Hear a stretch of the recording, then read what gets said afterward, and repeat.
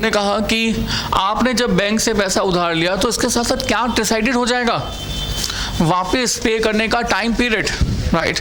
तो आपने बैंक से अगर 10% के हिसाब से पैसा उधार लिया है तो आपको रेट ऑफ इंटरेस्ट 10% हर साल पे करना पड़ेगा, साथ ही साथ 5 साल के बाद इस पैसे को वापस भी पे करना होगा। थोड़ा आप सोचो, जब आप पैसा उधार ले लोगे तो क्या इसको अपने पास कैश के फॉर्मेट में मेंटेन करोगे? क्या बैंक में ही पड़ा रहेगा ये पैसा? नो, ये पैसा आपके पास आके किसी ना किसी प्रोजेक्ट में इन्वेस्ट हो जाएगा, और जब ये पैसा किसी प्रोजेक्ट में इन्वेस्ट हो जाएगा तो वहाँ से पैसा कैश निकालना बहुत बहुत मुश्किल है। और जब इन लोगों को, मतलब बैंक को टाइम पर वापस पैसा पे नहीं कर पाए तो आपका बैंक आपको ऊपर केस ट्रांसफ़र कर सकता है, और केस के बाद आपकी कंपनी इंसॉल्वेंट भी हो सकती है। यस ना? तो बच्चों, कहने का मतलब ये कि ये सोर्स ऑफ फंड्स तो अच्छा है, सस्ता है, बट इसके अंदर एक रिस्क है कि कहीं अगर हम वापस पे ना कर पाए, और साथ ही साथ देखो 10% ऑफ द 500 करोड़ अगर आपने लिया तो इसका मतलब है कि हर साल की आपकी लायबिलिटी फिक्स हो गई ऑफ ₹50 करोड़। अगर 50 करोड़ का इंटरेस्ट भी आप किसी भी ईयर में पे नहीं कर पाए, मीन्स आपके हर साल के प्रॉफिट अगर इंटरेस्ट से ज़्यादा नहीं हो पाए तो भी आपके ये जो बैंक्स हैं वो आपके ऊपर केस फाइल कर सकते हैं, right. So it has a good source that it is the cheapest one. Otherwise इसके साथ और भी चीज़ें जुड़ी हुई हैं, मीन्स इसमें जो रिस्क है वो रिस्क ज़्यादा है। अच्छा, इक्विटी का सोचो, इक्विटी रिस्क ज़्यादा है कि अगर आप टाइम पर वापस पैसा पे नहीं कर पाए या इंटरेस्ट टाइम पर नहीं पे कर पाए तो ये लोग आपके ऊपर केस फाइल कर सकते हैं, कंपनी को इंसॉल्वेंट भी कर सकते हैं, राइट। इक्विटी क्या है? देखो, आपने किंगफिशर सुना हुआ ना, किंगफिशर, राइट। तो किंगफिशर के विजय माल्या जी जो हैं वो बहुत रिचेस्ट पर्सन है, राइट, बट सर उनकी कंपनी जो है वो ऑलमोस्ट जाने वाली है। सो व्हाट इज ये है क्या? उन्होंने मार्केट से पैसा इतना उधार लिया हुआ है, बैंक से इतना पैसा उधार लिया हुआ है कि वापस पेमेंट नहीं कर पा रहे, राइट। एम्प्लॉइज़ को देने के लिए सैलरी नहीं है तो इंटरेस्ट कैसे पे होगा, राइट। तो अगर ऐसे सिचुएशन है तो ऐसी कंपनी का बंद होना नेचुरल है, जब तक उसको सरवाइव करने के लिए और किसी सोर्स ऑफ फंड्स यानी कि इक्विटी की हेल्प नहीं ली जाती, राइट। पर सर जब कंपनी इस तरह से दिवालिया होने जा रही हो, बंद होने जा रही हो, तो नए शेयर होल्डर भी इस तरह की कंपनी में पैसा इन्वेस्ट करना नहीं चाहेंगे। Got it? ओके। अब सर इक्विटी, बच्चों इक्विटी का एक सबसे बड़ा बेनिफिट है कि आज आप फंड्स रेज करो इक्विटी शेयर होल्डर से, वापस पे करने की कोई टेंशन नहीं। बताओ आप मुझे, इक्विटी शेयर होल्डर से फंड्स लेने के बाद वापस कब किया जाता है? At the time of liquidation, at the time of winding up. और वाइंडिंग अप का हमारी कोई भी कंपनी प्रोविजन कभी भी नहीं करती है, हमेशा मान के चलते हैं it is a going concern, company चलती रहेगी और चलती रहेगी। तो equity is a good source क्योंकि यहाँ से पैसा वापस नहीं पे किया जाता। बट सर इसके नेगेटिव्स भी हैं। इसके नेगेटिव्स क्या हैं, सोचो बताओ। नेगेटिव ये है कि इक्विटी शेयर होल्डर्स से पैसा रेस करने के बाद जो कंट्रोलिंग पावर है कंपनी की वो डिल्यूट हो जाती है, ट्रांसफर हो जाती है। जो नए इक्विटी शेयर होल्डर्स होते हैं वो भी हमारी कंपनीज की मीटिंग्स के अंदर आने लगते हैं, और कंपनीज की मीटिंग्स में आने के कारण से उन लोगों को भी वोट देने का राइट आ जाता है। जब वो भी वोट देते हैं तो कंपनी को कैसे मैनेज करना है वो पहले जब कुछ लोगों के हाथ में था अब वो पब्लिक के पास चला जाता है, राइट। तो means controlling power is now diluted. Second negative thing of the equity is that rate of dividend is not fixed. Like in the bank loan, like in the preference share capital, यहाँ पर rate of interest जो था fix था, जबकि हमारे equity में rate of dividend fix नहीं होता। रेट ऑफ डिविडेंड इस बात पर डिपेंड करता है कि कंपनी में प्रॉफिट कितना है, और जनरली हर साल जो डिविडेंड डिस्ट्रीब्यूट करती है वो लास्ट डिविडेंड के कंपैरिजन में ज़्यादा ही होता है, just to show off that the company is a going concern, right. तो कहने का मतलब ये equity is also has a negative factors and also has a positive factors. Preference share capital के बारे में बात करूँ तो प्रेफरेंस शेयर कैपिटल भी हमारा पॉजिटिव फैक्टर है कि प्रेफरेंस शेयर कैपिटल जो है वो हमारे बोर्ड मीटिंग्स के अंदर, एनुअल जनरल मीटिंग में रोल प्ले नहीं करेंगे, बट सर इनका प्रेफरेंशियल राइट है डिविडेंड के रिसीव करने का, और ये जो डिविडेंड होता है ये जनरली हमारे रेट ऑफ इंटरेस्ट से ज़्यादा ही होता है, राइट। प्रेफरेंस शेयर होल्डर्स को नो डाउट हर बार प्रेफरेंस डिविडेंड मिलेगा, पर सर प्रेफरेंस डिविडेंड अगर नहीं मिला तो ये भी हमारी कंपनी के अगेंस्ट में जा सकते हैं, राइट। साथ ही साथ एक नेगेटिव और भी है कि ये जो रेट ऑफ प्रेफरेंस डिविडेंड है ये हमारा टैक्स डिडक्टेबल नहीं होता। लाइक इंटरेस्ट वाले केस में तो क्या होता था, इंटरेस्ट पे किया, वो एक्सपेंस हो गया, प्रॉफिट कम हो गया और यानी कि टैक्स भी कम हो गया। बट सर अगर मैं आपसे यहाँ पर डिविडेंड की बात करूँ तो डिविडेंड पे किया, तो डिविडेंड पे करने के बाद डिविडेंड को हम ऐसे एक्सपेंस नहीं कहते, हम कहते हैं dividend is just like a appropriation of profit, right. Appropriation of profit होने के कारण से हमारा जो डिविडेंड है वो एक्सपेंस नहीं माना जाता, प्रॉफिट रिड्यूस नहीं होता, इसलिए हमारा टैक्स भी रिड्यूस नहीं होता। Means there is no tax savings on the amount of preference dividend as in the case of the bank loan, right. In case of debentures are similar to the bank loan. Debenture same ऐसे ही है, मैंने कहा rate of interest is always fixed, साथ ही साथ tax deductible. तो हर एक सोर्स ऑफ फंड्स, चाहे वो इक्विटी हो, प्रेफरेंस हो एंड बैंक लोन हो, डिबेंचर्स हो, हर सोर्स ऑफ फंड्स का आपके पास कुछ ना कुछ पॉजिटिव फैक्टर्स हैं और कुछ ना कुछ नेगेटिव फैक्टर्स हैं, राइट। तो पॉजिटिव नेगेटिव फैक्टर्स तो हैं। तो हमारी कंपनी को अगर 500 करोड़ रुपीस रेस करने हैं तो नो डाउट अब हमारी कंपनी को ये सोचना पड़ेगा कि हमारी कंपनीज इनमें से कौन से सोर्स से फंड्स रेस करे, राइट। यहाँ से रेस करेगी तो कंट्रोलिंग पावर जाएगी, डिविडेंड हर साल ज़्यादा पे करना पड़ेगा। यहाँ से रेस करेगी तो एक साल, एक लिमिट के बाद, एक ड्यूरेशन के बाद वापस पे करने की लायबिलिटी भी फिक्स हो जाएगी। यहाँ से पे करेगी तो यहाँ पर डिविडेंड का अमाउंट हर साल एक रेगुलर बेसिस पर पे करना पड़ेगा और वो डिविडेंड टैक्स डिडक्टेबल भी नहीं होगा। Debenture rate of interest is always fix, tax deductible है बट फिर से एक समय के बाद इनकी लायबिलिटी भी फिक्स हो जाती है कि वापस पे करना है। तो हर सोर्स का अपना एक पॉजिटिव फैक्टर है और अपना एक नेगेटिव फैक्टर है। हाँ जी, इंटरेस्ट की तरह से शुरू होता है, एक्सपेंस की तरह से प्रॉफिट, तो डिवेंचर्स पर भी हमारा टैक्स सेविंग्स है। तो कहने का मतलब ये हर, तो बच्चों अब हमें डिसाइड करना है which source of funds is the best fund for the company, right. So you can say, क्या आप जरूरी है कि हम एक ही सोर्स से फंड्स रेज करें?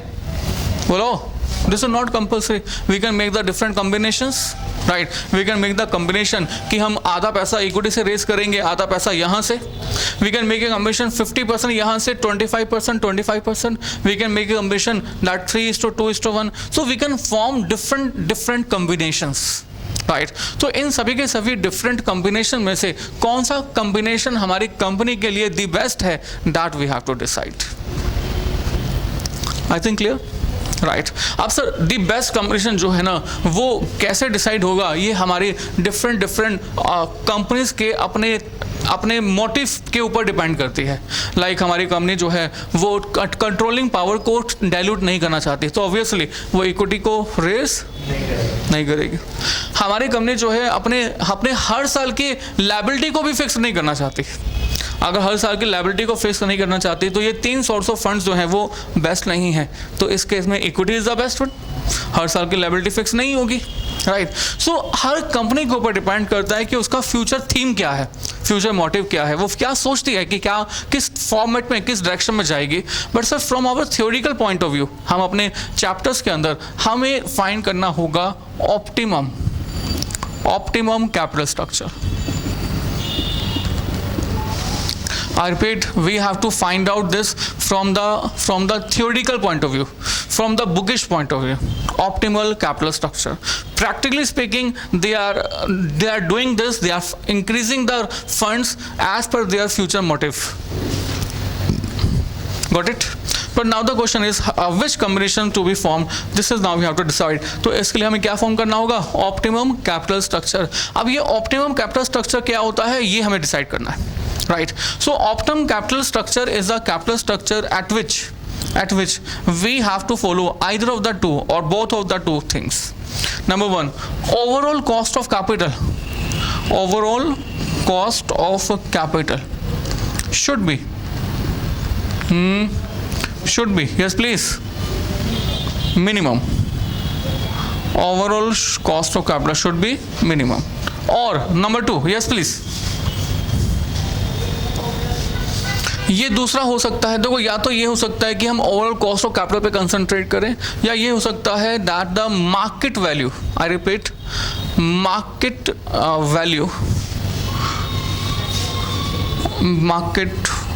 वैल्यू ऑफ फर्म यानी कि company is maximum. Right, either the overall cost of capital is minimum or the market value of the firm is maximum.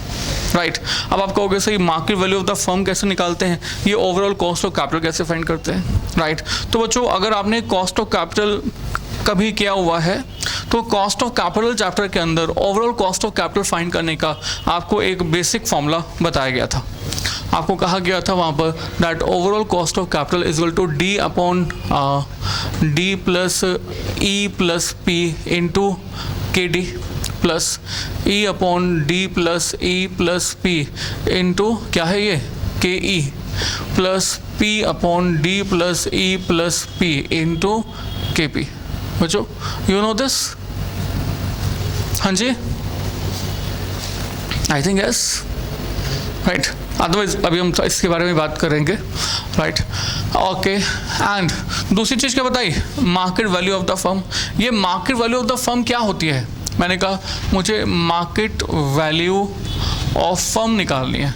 तो ये market value of the firm कैसे आएगा, it will be like this, numbers of shares multiply by market price per share. Numbers of shares multiplied by market price per share. So this is called market value of the firm. Right? तो बच्चों आपसे मैं अगर पूछूं what is the objective of financial management? FM का जो objective है वो objective है क्या? Anybody? देखो पहले जब हम FM पढ़ाते थे, मतलब पहले हम पढ़ते थे तो हम कहते थे कि objective of the FM is the profit maximisation. Right ये हम पहले पढ़ते थे. राइट सर, बट सर मुझे बताना, अगर आप अपनी लाइफ में अगर अपना प्रॉफिट मैक्सिमाइज करना चाहते हो, अगर आपकी लाइफ का सिर्फ ये ऑब्जेक्टिव है that your objective is the increase in the income, अब इस इंक्रीजिंग इन द इनकम की कोई लिमिट नहीं है.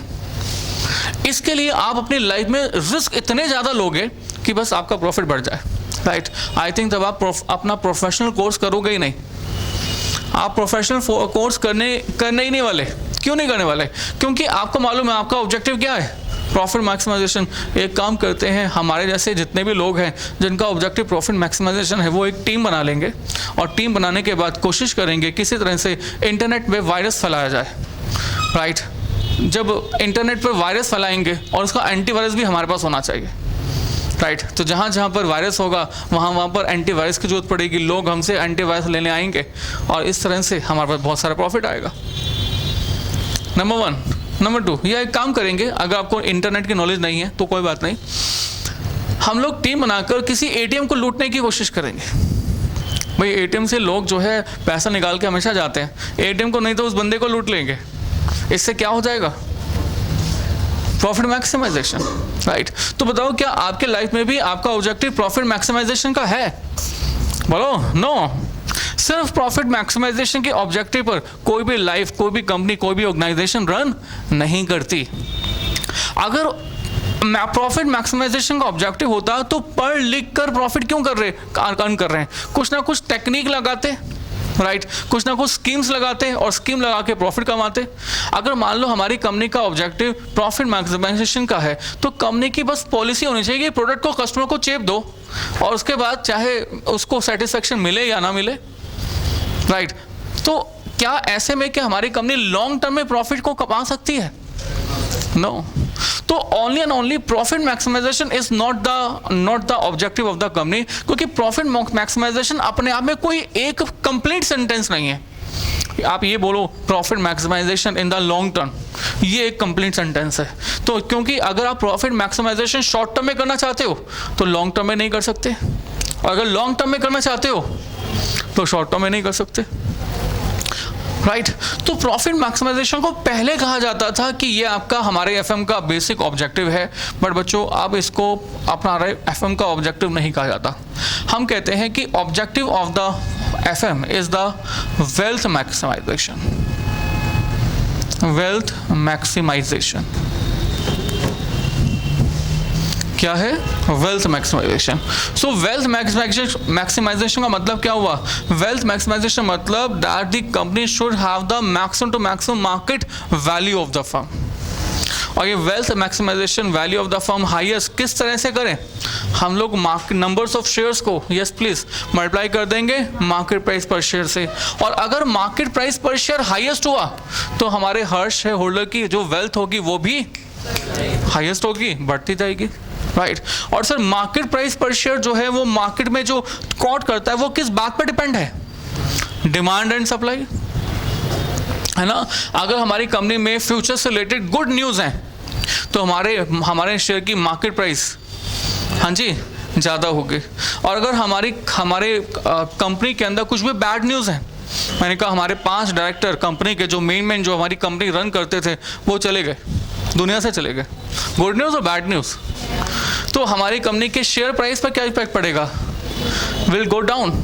हमारी कंपनी ने सपोज करो एक नया ऐसा प्रोडक्ट लॉन्च कर लिया, बना दिया, जिसके थ्रू कोई भी बच्चा एग्जाम के अंदर पेन लेके जाए और पेन अपने आप से पेपर कर देगा, राइट। अब बताना गुड न्यूज़ और bad news, good news, right. आपको कितनी खुशी मिल रही है, तो market price will go up, right. Good news से मार्केट प्राइस डिमांड बढ़ती है, डिमांड बढ़ने से मार्केट प्राइस ग्रो होता है, और ग्रो होने से हमारी वैल्यू ऑफ द फर्म भी इंक्रीज होती है, हर शेयर होल्डर की वेल्थ भी मैक्सिमाइजेशन होती है। सो this is the objective of the FM actually, और ये जो हमारे एफएम का ऑब्जेक्टिव है यही हमारे कैपिटल स्ट्रक्चर का भी ऑब्जेक्टिव होगा। We have to form the capital structure. We have to form the capital structure so that जिससे कि हमारी कंपनी की yes please market price of the share should be highest. Is it clear?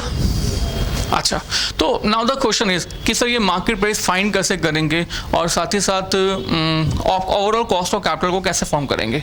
तो इसके लिए बच्चों मैं आपको FM of basic of FM के अंदर बहुत सारी चीज़ें बताने जा रहा हूँ, तो प्लीज़ सी दिस।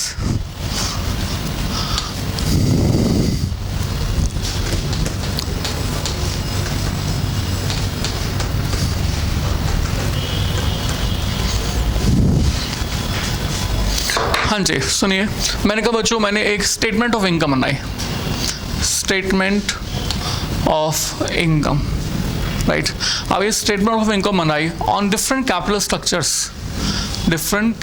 स्ट्रक्चर्स, तो मैंने कहा एक कैपिटल स्ट्रक्चर इस तरह से है, नंबर 1, फिर एक 2, नंबर 3, राइट। तो we have different capital structure, like मैंने कहा वी विल इशू 10% डेप्ट ऑफ रुपीज़ 20 lakhs, और यहाँ पर 30 लाख, यहाँ पर 50 lakh, and we will issue equity मतलब equity share holders funds. So equity shares basically, equity shares हमने यहाँ पर इशू किए हैं सपोज दैट 80 lakhs के, राइट, और यहाँ पर 70 lakhs के, और यहाँ पर 50 lakhs के। तो बच्चों इस तरह से आपके पास क्या आ जाएगा, टोटल कैपिटल। तो इस तरह से हर सिचुएशन में हमारे पास टोटल कैपिटल कितने रुपीज़ की है, 100 लाख, 100 लाख एंड 100 लाख। अब इस टोटल कैपिटल के बेसिस पर मुझे फाइंड करना है what is the market price of the company. तो मार्केट प्राइस फाइंड करने के लिए मैं एक स्टेटमेंट बना रहा हूँ, that is statement of income. तो स्टेटमेंट ऑफ इनकम स्टार्ट कहाँ से होती है, अमाउंट ऑफ सेल्स से, लाइक सेल्स इन रुपीज़। इस सेल्स में से हम सबसे पहले माइनस कर देंगे अमाउंट ऑफ वेरिएबल कॉस्ट, तो आप वेरिएबल कॉस्ट को हटा दोगे, माइनस कर दोगे, and remaining amount you will have contribution, और कंट्रीब्यूशन में से आप माइनस कर दोगे fix cost, and the fix cost कौन सी वाली, यहाँ पर ऑपरेटिंग मतलब बिजनेस वाली फिक्स कॉस्ट, लाइक फैक्ट्री का रेंट, मैनेजर की सैलरी वगैरह वगैरह। तो आप ये भी माइनस कर दोगे, तो अब जो प्रॉफिट बचेगा इसको हम बोलते हैं ऑपरेटिंग प्रॉफिट, और इसी ऑपरेटिंग प्रॉफिट को हम इस नाम से जानते हैं EBIT, earnings before interest and tax, right. इस EBIT में से हम लोग माइनस कर देंगे इंटरेस्ट। सो बच्चों ये इंटरेस्ट क्या होता है, interest stand for the financial charge on the company. अगर हमारी कंपनी ने कोई भी डेप्ट रेस किए हुए हैं, बैंक से पैसा उधार लिया हुआ है या डिबेंचर्स इशू किए हुए हैं, तो उसके बदले में जो हर साल की जो लायबिलिटी है, that liability is the interest. तो अब आपके पास जो बच जाएगा दैट इज EBT। इस EBT में से हम लोग टैक्स माइनस कर देंगे, टैक्स का रेट होगा 40%, 30%, और जो ये टैक्स का रेट है वो कौन सी इनकम पे फाइंड होगा, EBT पर। इसी रीजन से हम इस EBT को हम एक और नाम से जानते हैं, दैट इज टैक्सेबल प्रॉफिट। तो टैक्स माइनस कर दिया, बाकी आपके पास क्या बचा, EAT, earnings after tax. Earnings after tax में से हम लोग माइनस कर देंगे preference dividend, right, no doubt. Preference dividend की जो हमारी लायबिलिटी होती है वो कौन से अमाउंट पर फाइंड होती है, प्रेफरेंस शेयर कैपिटल पर, राइट। तो प्रेफरेंस शेयर कैपिटल पर preference dividend will be subtracted, बाद में अब जो बचेगा that is called earnings for equity, right. इस अर्निंग्स फॉर इक्विटी को हम डिवाइड कर देंगे नंबर्स ऑफ इक्विटी शेयर से, नंबर्स ऑफ इक्विटी शेयर से, राइट। ये नंबर्स ऑफ इक्विटी शेयर बच्चों कैसे आता है, आप कहोगे sir numbers of equity shares निकालना है, बड़ा आसान है। नंबर्स ऑफ इक्विटी शेयर्स आता है लाइक दिस, नंबर्स ऑफ, हमने लिखा equity shares like this is equal to total face value of equity and total face value of equity divided by total numbers of face value per share. भाई total face value को अगर आप face value per share से divide कर देंगे you will have the numbers of equity shares. और आप इस नंबर्स ऑफ इक्विटी शेयर्स को ऐसे भी फाइंड कर सकते हो that numbers of equity shares is equal to total market value divided by market price per share. भाई टोटल को आपने एक से डिवाइड कर दिया you will have the numbers of equity shares again. तो इस तरह से जो भी नंबर्स ऑफ शेयर्स आ गए वो यहाँ पर कंसिडर कीजिए, राइट। और अब आपके पास जो नंबर बचेगा दैट इज कॉल्ड EPS। हाँ जी बच्चों, क्या नंबर बच जाएगा, EPS। EPS stand for the earnings पर शेयर, अर्निंग्स पर शेयर। तो आपके पास ये अर्निंग्स पर शेयर बच गया है। अब जैसे ही आपके पास ये अर्निंग्स पर शेयर बच गया है ना, तो मैंने इसको यहाँ पर कंसिडर किया, लिखा, मैंने कहा 1 2 3, राइट। ये जो अर्निंग पर शेयर है, ये अर्निंग पर शेयर को हमने मल्टीप्लाई कर दिया expected PE ratio, I repeat expected PE ratio से। तो एक्सपेक्टेड PE रेशो से जब मल्टीप्लाई कर देंगे then we will have the market price per share, then we will have the market price per share। तो बच्चों इन सब सिचुएशंस के अंदर इनके जो ये मार्केट प्राइसेस हैं, इन मार्केट प्राइसेस में से वो मार्केट प्राइस हमारे लिए दी बेस्ट है जो कि मार्केट प्राइस हाईएस्ट है, राइट। जो ये हाईएस्ट मार्केट प्राइस है इसको हम कंसिडर करेंगे, राइट। और जहाँ पर भी मार्केट प्राइस हाईएस्ट होगा, मान लो यहाँ पर हाईएस्ट पर, तो इस केस में हम इस प्लान को यानी कि इस कैपिटल स्ट्रक्चर को सिलेक्ट करेंगे, right. So this is one of the way. But sir आपके माइंड में आ रहा है कि जो P है ये क्या चीज़ है, तो PE ratio stand for the yes price earning ratio. और सर ये प्राइस अर्निंग रेशो का मतलब क्या होता है, it is equal to market price per share divided by EPS, right. P ratio के बारे में थोड़ी सी हम और बाद में डिस्कशन करेंगे, right. Right now we have to talk about the market price per share, जहां पर हाईएस्ट होगा, ज़्यादा होगा, उस वाले ऑप्शन को हम लोग सेलेक्ट करेंगे। कॉपी करेंगे आप लोग, right, please do this fast.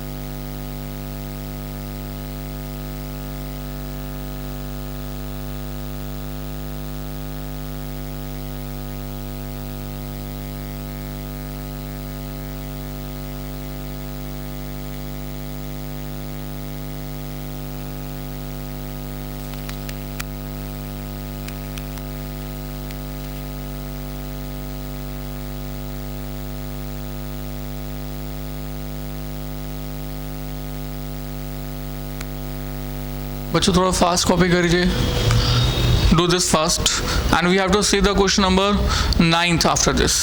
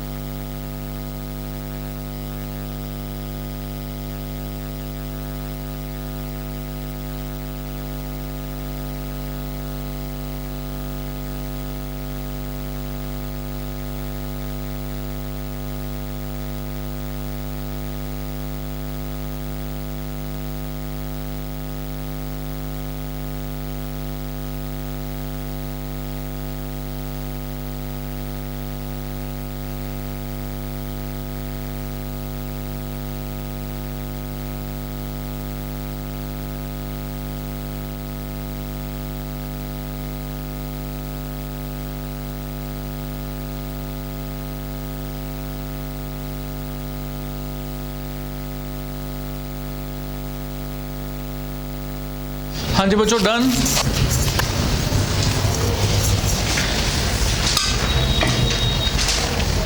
हटा दे बच्चों। ओके, तो बच्चों क्वेश्चन नंबर 9 देखिए। अच्छा, तो मैंने कहा हमारे इस तरह के क्वेश्चंस के अंदर हम लोग बेसिकली क्या मैक्सिमाइज करने की बात कर रहे हैं?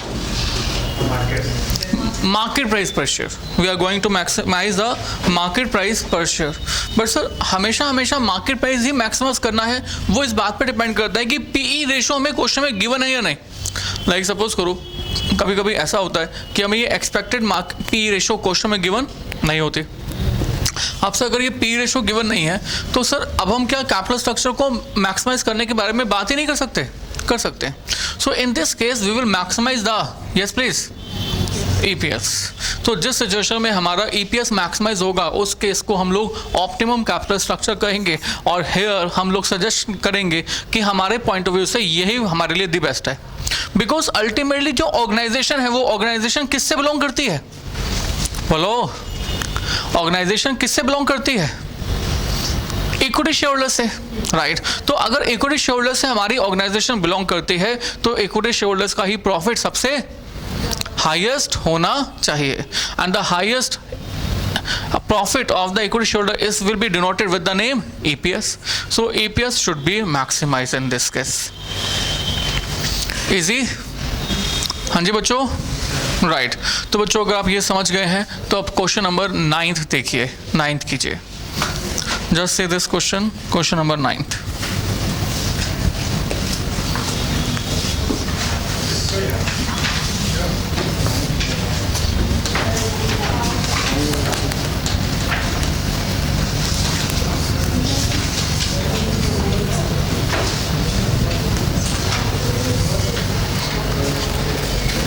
And question number 9 says, देखिए, a company's capital structure consists of the following। So हमारा कैपिटल स्ट्रक्चर इस तरह से लिखा गया है। इक्विटी शेयर्स, हाँ जी बुक परचेज करो ना, पेज नंबर 10, मतलब ये क्वेश्चन कैपिटल। हाँ जी बच्चों, capital structure chapter question number 9 please find कीजिए।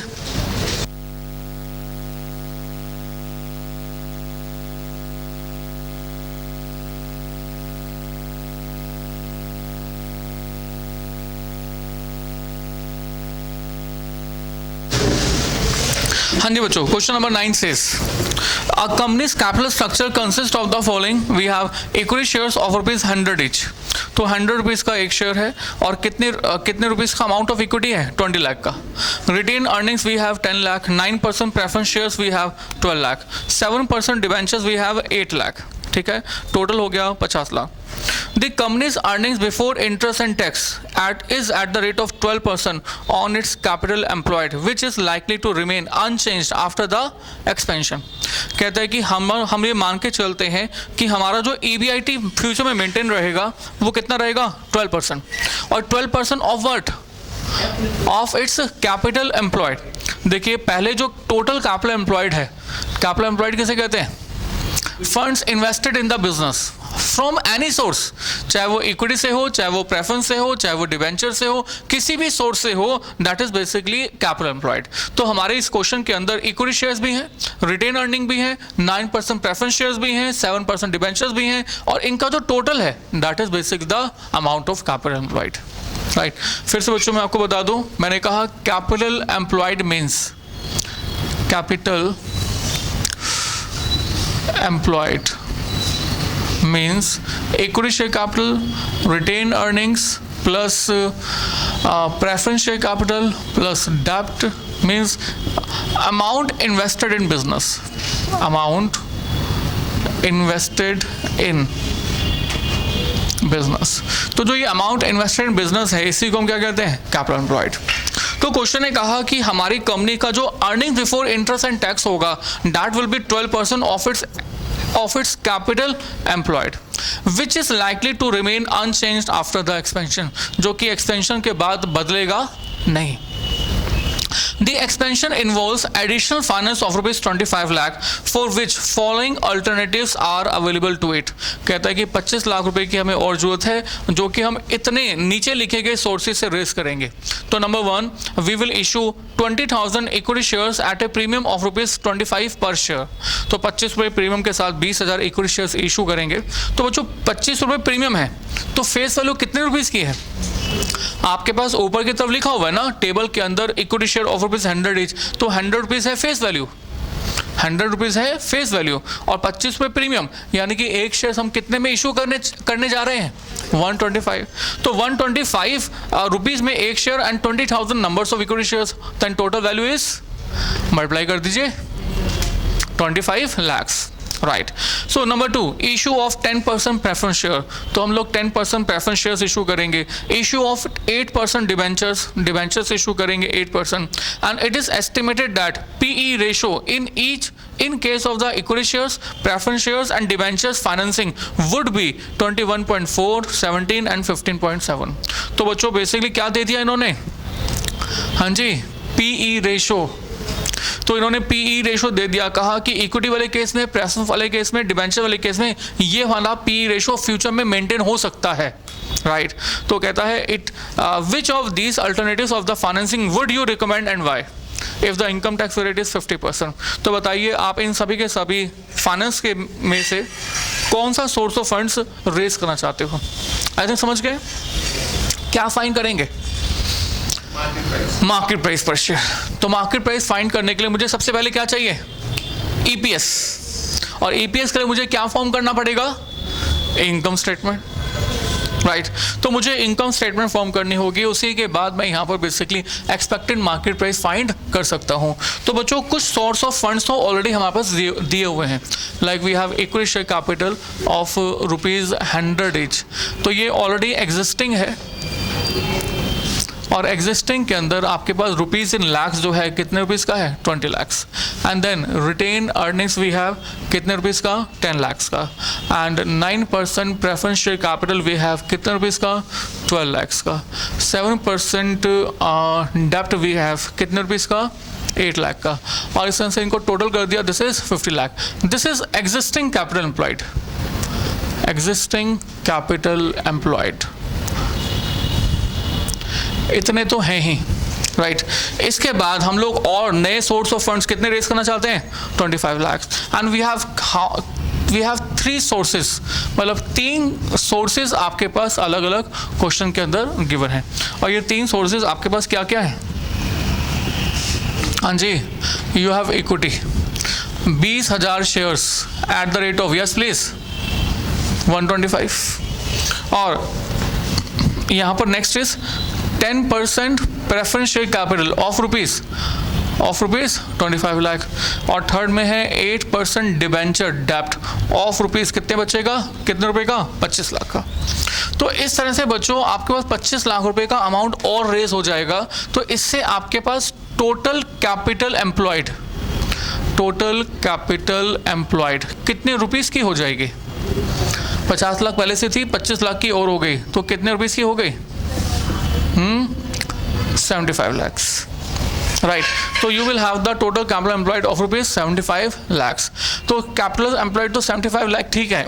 हमें क्वेश्चन कह क्या रहा है, EBIT we have to find out, and EBIT question ने कहा it is basically at the rate of कितना परसेंट, 12%। तो 12% ऑफ व्हाट, 75 लाख। तो 75 लाख का 12% बता दो बच्चों, और बता दो कि EBIT कितने रुपीज़ का आता है। Yes please, 9 lakh. Her case में 9 लाख ही आएगा, क्योंकि हर केस में जो टोटल कैपिटल एम्प्लॉयड है वो तो सेम है। हमें तो EPS फाइंड करना है। तो EPS फाइंड करने के लिए सबसे पहले मैं इसमें से इंटरेस्ट का अमाउंट माइनस करना चाहूँगा, राइट। तो इन द वेरी फर्स्ट केस आपके पास कुछ इंटरेस्ट का अमाउंट माइनस होगा, क्या कहते हो? फर्स्ट केस में यहाँ पर तो कुछ नए डिबेंचर्स नहीं हैं, बट एग्जिस्टिंग में तो प्रेजेंट है। तो हमारे पास 7% डेप्ट है ऑफ रुपीज 8 लाख। तो 8 लाख का 7% कितना हो जाएगा, 56,000 will be the amount of debt, right? 56,000 with the amount of debt। और बच्चों यहाँ पर ये पुराने वाले तो 56,000 ठीक है, नए वाले आपने 8% डेप्ट और रेस किए हैं 25 लाख रुपए के।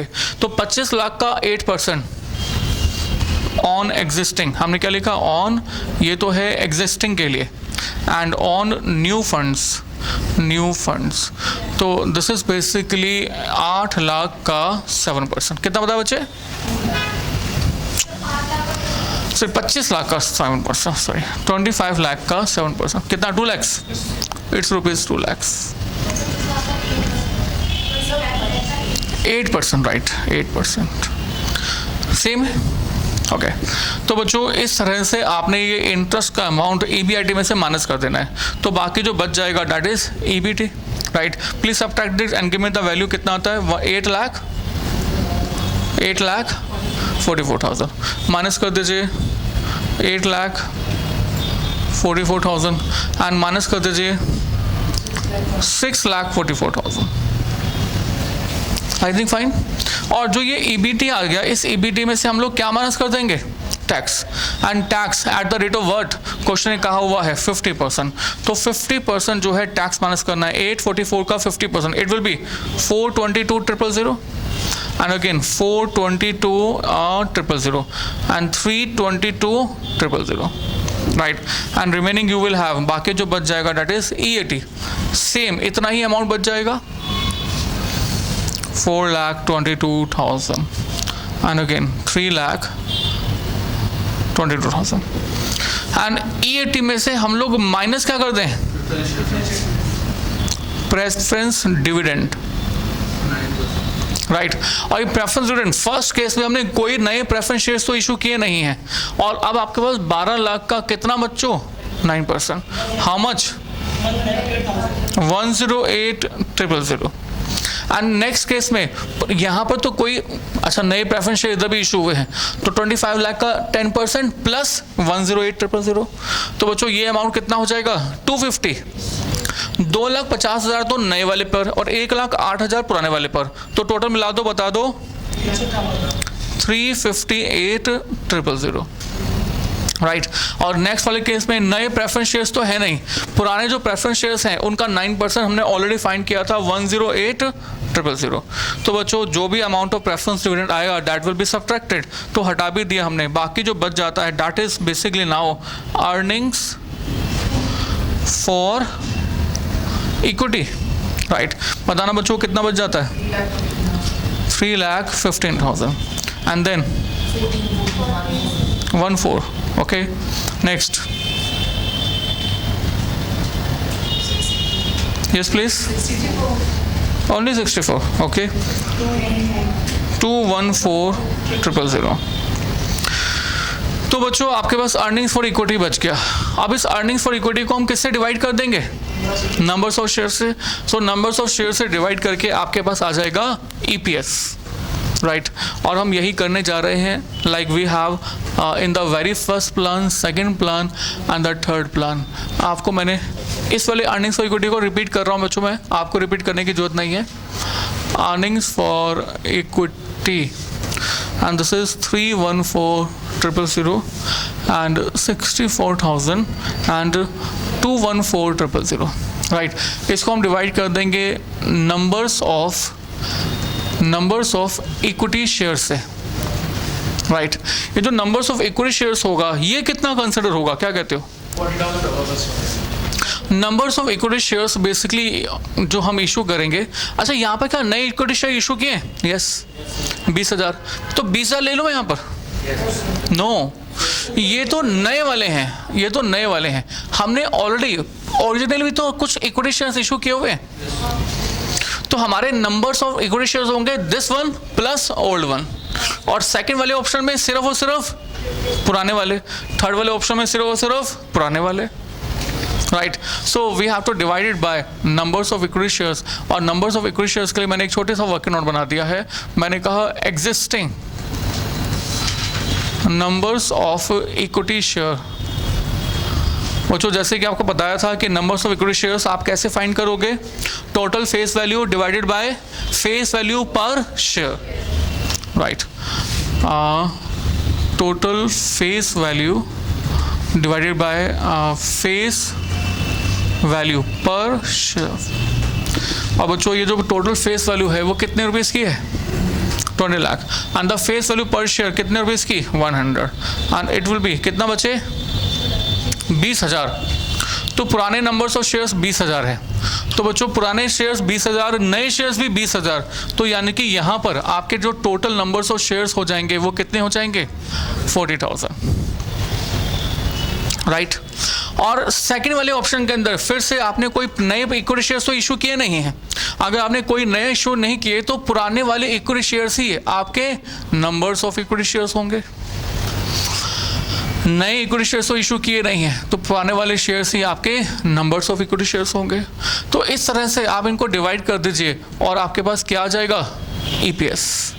सो डिवाइड दिस टू 7.85, 3.2, 10.7, 10.7। तो बच्चों इस तरह से आपने हर केस के अंदर EPS फाइंड कर दिया। अगर हमारे क्वेश्चन के अंदर PE रेशो नहीं देता तो हम कहते हैं कि हमारा कौन सा प्लान दी बेस्ट प्लान है? Third one. बट हमारे क्वेश्चन में PE रेशो भी दे रहा है, तो इसलिए मुझे सबसे पहले इसको मल्टीप्लाई कर देना होगा PE रेशो से, राइट। और हर प्लान में जो PE ratio, expected PE ratio है वो क्या क्या है? 21.4। Next please, yes please. 17.75, right.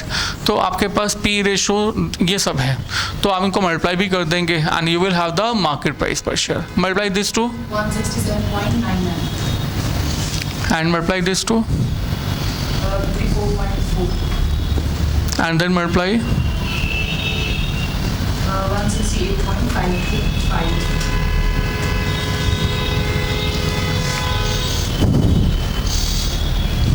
Right. तो बच्चों अब आप अभी भी फिलहाल क्या कहते हो, कौन सा plan is the best plan? Third one. तो हम लिखेंगे that since market price per share is highest. Chance है कि मतलब EPS में नहीं चांस है, चांस है। अगर ये 15.75 की जगह पर ये 14 होता तो ये कम हो जाता। नहीं, मैं ये बोल रही हूँ अगर EPS में प्लान बोल रहे हैं ये बेस्ट है और मार्केट प्राइस निकालने में कुछ और आ सकता है। इसका EPS के अकॉर्डिंग जो रिजल्ट है जरूरी नहीं है कि मार्केट प्राइस के अकॉर्डिंग वही रिजल्ट आए। It all depends on what? P ratio. अगर P रेशो बदल जाएगा तो मार्केट प्राइस बदल जाएगा, मार्केट प्राइस बदल जाएगा तो हमारा जो सिलेक्शन क्राइटेरिया है वो बदल जाएगा, राइट। बस ये P रेशो जो है ये एक्सपेक्टेड है, एक्चुअल तो पता लगा ही नहीं सकते। चलो फिलहाल एट प्रेजेंट हमने कहा that market price per share is highest in case of plan 3, right? In case of plan 3 market price per share is highest and hence it will be selected as optimum capital structure. इसको हम optimum capital structure कह सकते हैं।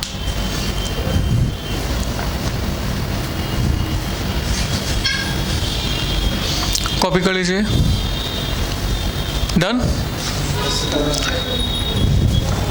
तो fast जल्दी से copy कीजिएगा।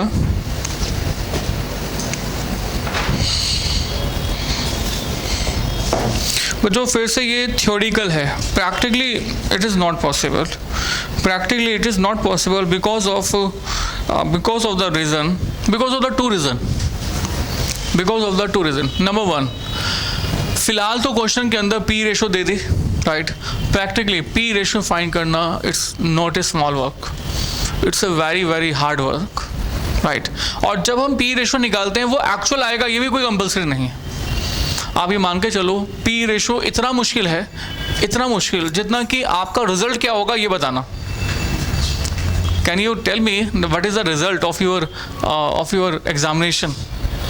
4 paper का टोटल रिजल्ट क्या होगा? Can you tell me? Estimation तो बता सकते हैं बट एक्चुअल तो नहीं बता सकते। तो उतना ही मुश्किल पी रेशो भी है। आपको अगर नहीं समझ में आया, मुझे मालूम है नहीं समझ में आएगा, वी विल टॉक अबाउट, बात करेंगे। तो पहली बात तो ये है कि पी रेशो निकालना मुश्किल है, राइट। और पी रेशो निकाल भी लिया तो हमने कहा कि दी बेस्ट प्लान कौन सा है? Third plan. और थर्ड प्लान के अकॉर्डिंग हमें बेसिकली क्या करना है? हाँ जी, डेप्ट रेस करना है। अगर डेप्ट रेस करोगे तो फिर से आपकी जो लायबिलिटी है एक 5 साल के बाद की फिक्स हो जाएगी कि 5 साल के बाद यू हैव टू पे बैक ₹25 लाख। अब कंपनी ये नहीं चाहती कि उसकी लायबिलिटी 5 साल के बाद फिक्स हो जाए, राइट। तो बताना, अब ऑप्टिमम कैपिटल स्ट्रक्चर होने के बावजूद भी क्या हमारी कंपनी थर्ड प्लान सेलेक्ट करना पसंद करेगी? आगे नो, राइट। तो theoretically it is possible but practically it is not possible. But sir फिलहाल तो हमें अपने क्वेश्चंस करने हैं, so that is very important, right. इसलिए प्रैक्टिकल लाइफ में हम लोग एप्रोप्रिएट कैपिटल स्ट्रक्चर निकालते हैं, ना कि ऑप्टिमम कैपिटल स्ट्रक्चर।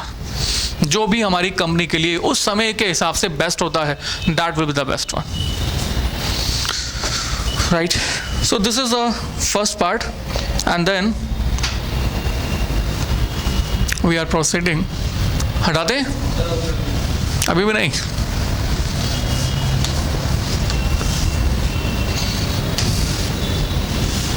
चलो, जिन लोगों ने ये क्वेश्चन कर लिया है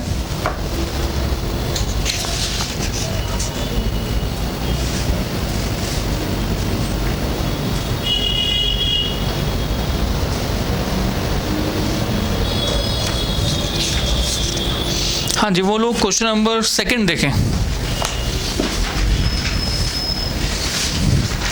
question number 2।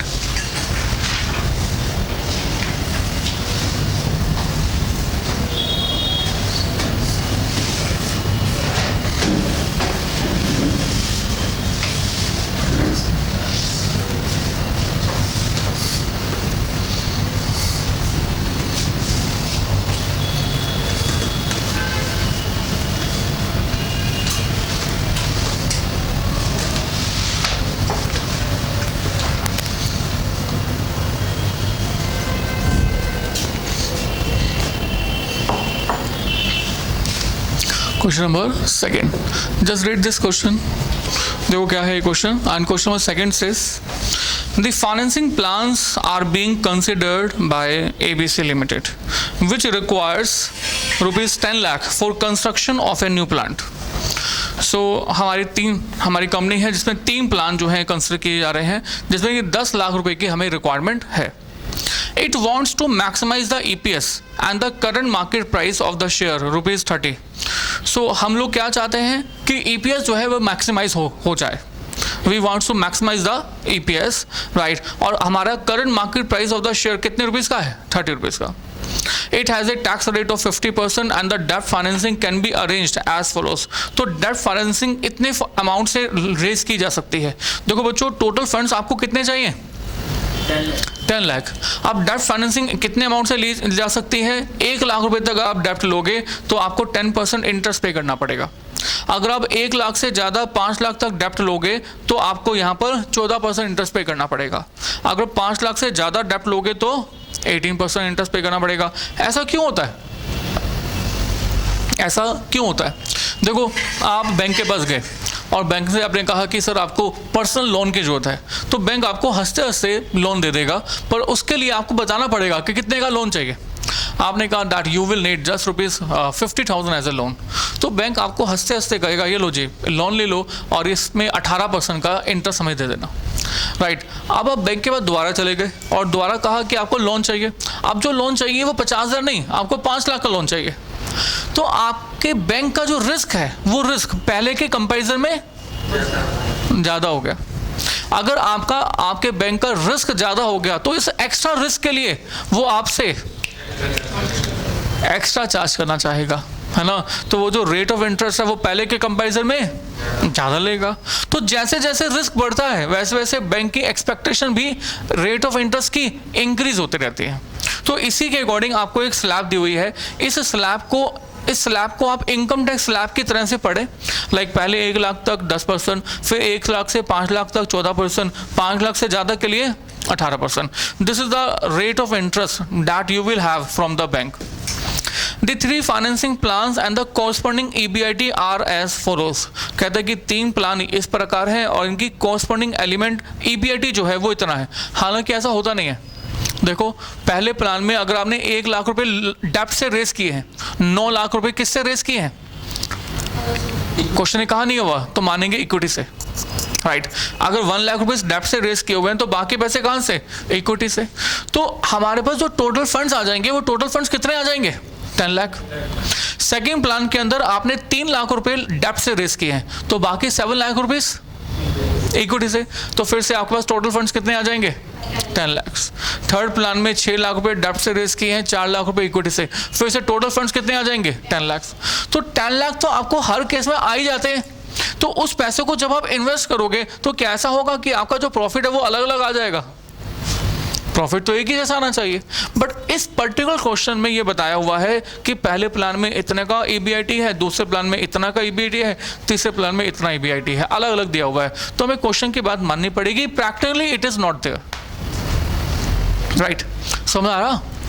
Practically I said, मैंने आपको कहा that under the different financial plans we will have the same amount of EBIT। If we raise 10 lakh, 10 lakh अगर हम उधार लेते हैं तो इसकी रिस्पेक्ट से जो हम प्रॉफिट अर्न करेंगे सेम ही होगा, चाहे वो पैसा आप डेब्ट से लो, चाहे इक्विटी से लो, चाहे प्रेफरेंस से लो, राइट। पर फिलहाल हमारे इस क्वेश्चन में EBIT जो है वो हर प्लान के लिए अलग अलग कंसिडर करना होगा। Find out the EPS for all the 3 plans and suggest which plan is the better from the point of view of the company। तो बताइए कंपनी के लिहाज से, कंपनी के एंगल से आपका इनमें से दी बेस्ट प्लान कौन सा है। आई थिंक समझ में आ गया आपको क्वेश्चन। तो बच्चों क्या करेंगे हम लोग, स्टेटमेंट ऑफ इनकम बनाएंगे। So let us prepare the statement of income here again. So statement of income, right. और स्टेटमेंट ऑफ इनकम के अंदर हमारे प्लान्स इस तरह से हैं।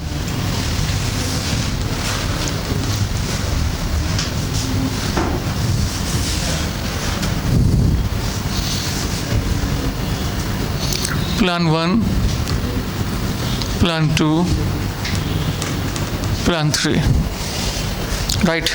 And the very first plan dept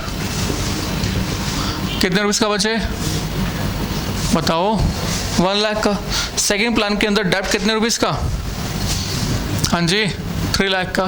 and third plan के अंदर जो अमाउंट ऑफ डेप्ट है वो कितने रुपीस का, 6 लाख रुपीस का। So these are the amount of डेप्ट, राइट। और साथ ही साथ बाकी जो बच गया, देखो बच्चों आपको जो टोटल फंड्स चाहिए, टोटल रिक्वायरमेंट जो है आपकी वो तो 10 लाख रुपीस ही है। तो टोटल रिक्वायरमेंट्स के में जो पैसा आप डेब्ट से रेस नहीं कर पाते वो पैसा आप कहाँ से रेस होगा, इक्विटी से। सो इक्विटी से अब कितना पैसा रेस होगा, 9 लाख। कितना फंड्स रेस होगा, 7 लाख। कितना फंड्स रेस होगा, yes please, 4 lakh. So this is we have, right. तो ये टोटल फंड्स आपके पास आ गए, टोटल फंड्स आर दिस। अब इन टोटल फंड्स को आप कंसिडर कीजिए, like we will start from the EBIT। हमने कहा EBIT, और आपके पास डिफरेंट लेवल ऑफ फाइनेंसिंग में आपका जो EBIT है हमारे क्वेश्चन के अकॉर्डिंग डिफरेंट है ना। फर्स्ट प्लान के अंदर जो EBIT है वो कितने रुपीस का है, यस प्लीज, 2,50,000। सेकेंड प्लान में जो EBIT है वो कितने रुपीस का है, 3,50,000। और जो थर्ड प्लान है इसमें कितने रुपीज़ का है? This is rupees 5 lakh, right. EBIT minus हम लोग पहले इंटरेस्ट कर देंगे and you will have EBT ना, एंड देन टैक्सेस भी माइनस कर देंगे अगर हमारे क्वेश्चन में हैं तो, and then we will have EAT minus preference dividend कर देंगे if we have, right, and this is called earning for equity, right, and divided by numbers of equity shares, जैसे कि हमेशा हम करते आए हैं, right. And now we have क्या बच्चों? EPS, right. तो बच्चों देखो फर्स्ट प्लान में बताना हमारा जो अमाउंट ऑफ इंटरेस्ट होगा वो कितने रुपीस का होगा, क्या कहते हो? हमने सिर्फ 1 लाख रुपए के डेप्ट इश्यू किए हैं, तो अगर 1 लाख रुपए के डेप्ट रेस किए हैं तो आपका जो इंटरेस्ट का अमाउंट आएगा, इंटरेस्ट दैट विल बी 10%, 10% ना, हाँ जी, 10% ऑफ 1 लाख। तो ये कितने रुपीस का? 1 लाख, सॉरी कितने रुपीस का? 10,000, राइट। ये फर्स्ट वाले प्लान में। सेकंड प्लान में देखो हमने सेकंड प्लान में हमारे जो डेप्ट हैं वो कितने रेस किए हैं? 3 लाख। तो 3 लाख में अब हम कौन से स्लैब में हैं? देखो फर्स्ट वाली स्लैब में तो हम हैं 1 लाख तक 10%, और सेकंड स्लैब में 1 लाख से 5 लाख तक हमारा 14% है। इसको आप इनकम टैक्स स्लैब की तरह से कंसिडर करना। इनकम टैक्स स्लैब में क्या होता है? पहले 1 लाख तक इतना, फिर उससे आगे के लिए इतना, ऐसे होता है ना। तो पहले 1 लाख तक तो 10,000 ही है, तो पहले 1 लाख के लिए तो 10,000 रुपये का अमाउंट, और इस 1 लाख के बाद और 5 लाख के बीच में कितना अमाउंट लाई कर रहा है? देखो बच्चों हमने जो अमाउंट रेस किया है वो कितना किया है? हाँ जी 3 लाख। 3 लाख में से 1 लाख तो फर्स्ट स्लैब में लाई कर रहा है, तो बाकी जो 2 लाख रुपए हैं वो कहाँ लाई कर रहे हैं? सेकंड स्लैब में। तो बाकी के 2 लाख के ऊपर हमारा जो रेट ऑफ इंटरेस्ट यूज होगा वो यूज होगा 14%, राइट। तो I can say 14% of 2 lakh, तो 14% ऑफ 2 लाख कितने रुपीस का अमाउंट आ गया? 28,000, राइट। अच्छा नेक्स्ट आगे चलो। इसके बाद हमने कहा that we have to raise 6 lakh as डेप्ट। तो 6 लाख में से हम लोग पहले 1 लाख के लिए तो फर्स्ट स्लैब में ही है, राइट। तो फर्स्ट 1 लाख के ऊपर 10,000, राइट। और उसके बाद 6 लाख में से देखो सेकेंड स्लैब कहाँ से शुरू होती है, कहाँ तक जाती है? सेकेंड स्लैब 1 लाख से 5 लाख तक की है, मतलब कितने रुपीस की है? 4 लाख रुपीस की। तो 4 लाख के ऊपर 14% सीधा सीधा हो गया, राइट। तो 4 लाख का 14%, 4 लाख का 14% कर दो, कितना बचे? 56,000। 4 लाख का 14%, 56,000। Is it clear? राइट। हमने बट टोटल जो अमाउंट रेस किया है वो तो 6 लाख किया है, तो अब हम कहाँ पर जाएंगे? थर्ड स्लैब में। और थर्ड स्लैब में हम लोग कितने अमाउंट लेके जाएंगे? 1 लाख। तो 1 लाख रुपीज़ का कितना परसेंट करना है? 18%। मीन्स जितना ज़्यादा हम लोन ले रहे हैं उतना अमाउंट ऑफ इंटरेस्ट हमें पहले के कंपैरिजन में ज़्यादा पे करना पड़ रहा है, राइट। क्योंकि हमारे ज़्यादा लोन लेने से हमारे फाइनेंशियल इंस्टीट्यूशन का जो रिस्क है वो बढ़ जाता है। जब फाइनेंशियल इंस्टीट्यूशन का रिस्क बढ़ जाता है तो वो हमसे जो इंटरेस्ट चार्ज करता है वो पहले के कंपैरिजन में ज़्यादा करता है। बस इसी पॉइंट को हम यहाँ पर कंसिडर कर रहे हैं। चलिए माइनस कर दीजिए, कितना आता है? 2,40,000। नेक्स्ट 3,12,000। Next 4,16,000, right. और बच्चों क्वेश्चन से देख के बताना taxes are given in the question और नॉट? हाँ जी दिए हुए हैं 50%, ओके 50%।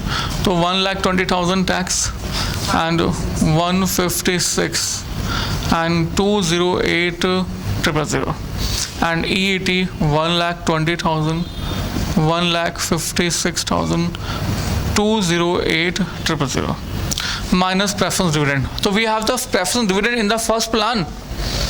बोलो नहीं है। फर्स्ट प्लान में प्रेफरेंस डिविडेंड नहीं है, किसी भी प्लान में नहीं है इनफैक्ट, तो माइनस नहीं करते and remaining we have 1,20,000, 1,56,000 and 208,000. Numbers of equity shares बच्चों, तो numbers of equity shares question से देख के बताओ कितने आपके पास इक्विटी जो अमाउंट है वो 9 लाख रुपीस का है, राइट? और आपने एक शेयर कितने रुपीस में इशू किया हुआ है? वेदर वी हैव समथिंग, हाँ जी बच्चों देख के बताना, we have something, yes yes yes yes. जो टॉप पर ऊपर की तरफ जो पैराग्राफ है उसमें देखो साफ साफ लिखा हुआ है, ध्यान दीजिए, आपके पास लिखा हुआ है 3 financial plans are being considered by ABC limited which requires rupees 10 lakh for construction of the new plant. It wants to maximise the EPS and the current market price of the share is rupees 30। तो current market price 30 rupees का है, तो हम ये मान लेंगे कि जितना करंट मार्केट प्राइस है उसी के अकॉर्डिंग हम लोग नए शेयर्स इशू कर रहे हैं।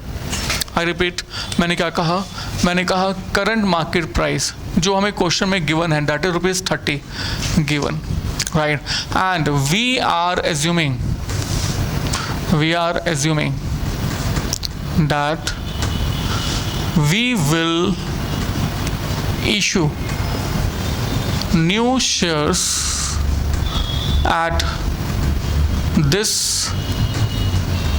market price only। बच्चों ये कैसा आया? ये हमने एज्यूम किया, यही मार्केट प्राइस के अकॉर्डिंग हम लोग नए शेयर्स इशू कर सकते हैं। अगर हम चाहें तो इससे डिफरेंट एजम्पशन भी ले सकते हैं, दिस इज नॉट कंपल्सरी कि यही एजम्पशन लेनी है। हम ये भी कर सकते हैं कि हम लोग 30 रुपये से कुछ कम में मार्केट प्राइस पर शेयर्स इशू करें, राइट? पर ये एजम्पशन है, तो जो भी एजम्पशन लेंगे वो एजम्पशन आप क्लियरली मेंशन करेंगे, राइट? तो बच्चों देखो फाइनेंशियल प्लान 1, 2 एंड 3, इन तीनों के तीनों फाइनेंशियल प्लान में इक्विटी शेयर कैपिटल आपने जो रेस की है, जो इशू की है, वो कितने कितने रुपीस की है देख के बताओ। Equity share capital 9 lakh, 7 lakh and 4 lakh. So it is basically 9 lakh, 7 lakhs and 4 lakhs, right? और अगर बच्चों आपको नंबर्स ऑफ शेयर्स निकालना है और हमने कहा ये हमारी मार्केट वैल्यू है जिसमें कि हमने नए शेयर्स इशू करने हैं, तो डिवाइड बाय किससे कर दें? मार्केट प्राइस पर शेयर से। So market price per share से डिवाइड कर दो 30, 30 एंड 30, तो you will have the numbers of equity shares. Yes please.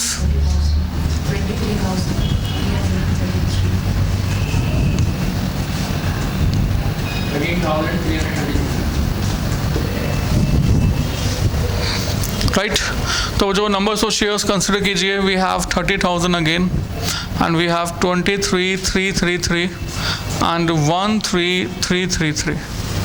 So you will have the EPS 4 rupees, 4 rupees. Next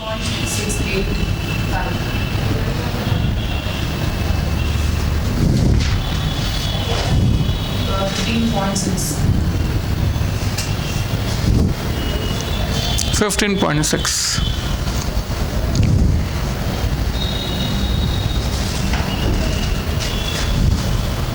easy. तो बच्चों आपने इस तरह से फाइंड कर दिया, तो व्हाट यू से, विच प्लान इज बेस्ट वन? हाँ जी, थर्ड वाला, थर्ड वाला। तो हम लास्ट में सजेशन देंगे that we will select plan 3 because it has highest EPS, because it has highest EPS। Highest EPS होने के कारण से हम इसी प्लान के अकॉर्डिंग नए शेयर्स इशू करना पसंद करेंगे। तो बच्चों ऐसे क्वेश्चंस आपको क्या लगता है कर लेंगे? हाँ जी, पक्का? तो जो मैं मान के चलता हूँ कि ऐसे क्वेश्चंस आप कर लेंगे, राइट? जिसमें कि आपको EPS मैक्सिमाइजेशन करना होगा या yes please market price per share maximise करना होगा, डिपेंड करता है कि क्वेश्चन की सिचुएशन क्या है, राइट? अब इसी चैप्टर में, इसी टॉपिक में हमारा एक नया पॉइंट है, let us discuss about this. Just copy this fast, copy कीजिए।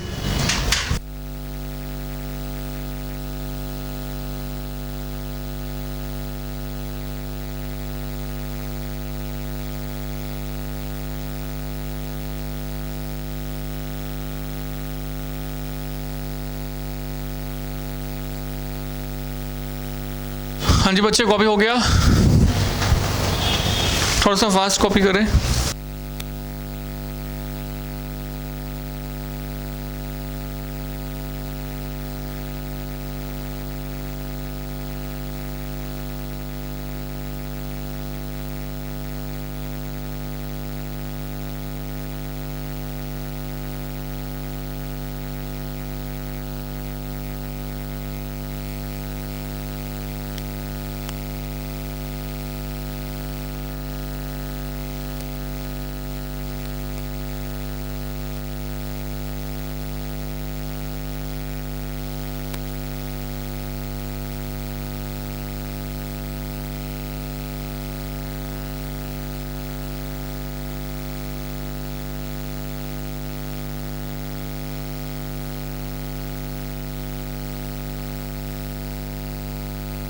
जी बच्चों, हाँ जी, हमारा नया टॉपिक है that is EBIT EPS in difference point.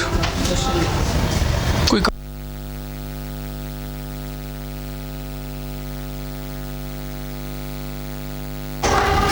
हाँ जी, क्या कहा हमने? Next topic is EBIT in difference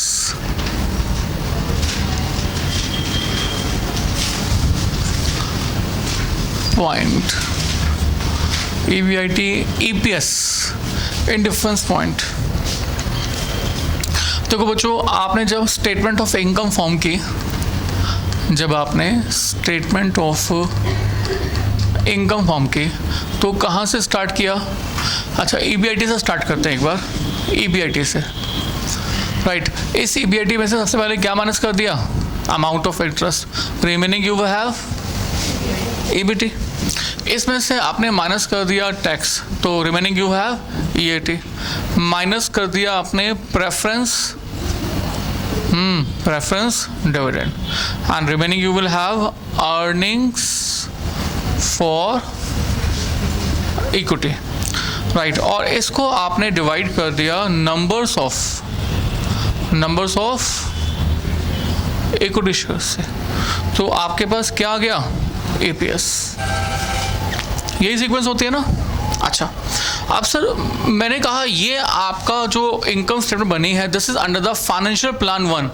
financial plan 1 मतलब कि यहाँ पर कुछ आपने इक्विटी शेयर से पैसा रेस किया है, कुछ पैसा आपने डेब्ट से रेस किया है। तो under this financial plan you had computed EPS and like this, right. एक दूसरा फाइनेंशियल प्लान भी है, एक दूसरा फाइनेंशियल प्लान है, मैंने कहा 2, और इसमें भी आपने यही सब कुछ किया, राइट। तो बताओ क्या इन दोनों का जो EPS होगा, क्या वो EPS सेम होगा? क्या वो जो EPS सेम होगा, उस EPS में क्या EBIT सेम होगा? नो, नहीं ना। आई रिपीट, दो फाइनेंशियल प्लान में मान लो कि EPS यहाँ पर आता है 10, किसी ना किसी तरीके से यहाँ पर भी 10 आता होगा, राइट। तो दोनों जगह पर 10-10 का EPS है, तो बताओ क्या इन दोनों 10-10 के लिए हमारा EBIT का अमाउंट सेम आ सकता है? जनरली तो नहीं आ सकता, ऐसा तो लगता है। बट सर एक ऐसा लेवल भी हमेशा अराइज होगा जहाँ पर कि हमारे EBIT के अमाउंट के बराबर, मतलब इन EBIT के लेवल से ये EPS भी सेम आएगा। I repeat, EBIT EPS in difference point, it is the level of EBIT under two financial